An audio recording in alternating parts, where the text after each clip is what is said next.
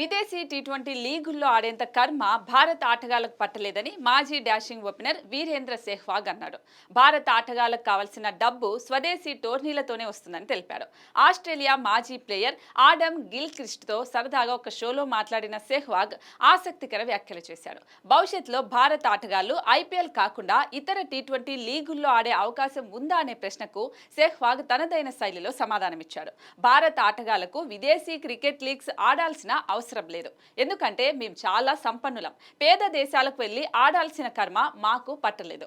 భారత జట్టులో చోటు కోల్పోయినప్పుడు నాకు బిగ్ బాస్ షో లీగ్లో ఆడమని ఒక ఫ్రాంచైజ్ నుంచి ఆఫర్ వచ్చింది. అప్పుడు నేను ఎన్ని డబ్బులు ఇస్తారని అడిగాను. అందుకు వారిచ్చిన సమాధానం విని ఆశ్చర్యపోయాను.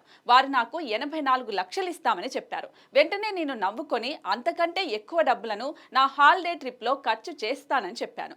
గత రాత్రి పార్టీ బిల్ కూడా 84 లక్షలు దాటిందని సమాధానమిచ్చాను. నేను కాదు, భారత క్రికెటర్లందరిది ఇదే పరిస్థితి అని సెహ్వాగ్ తెలిపాడు.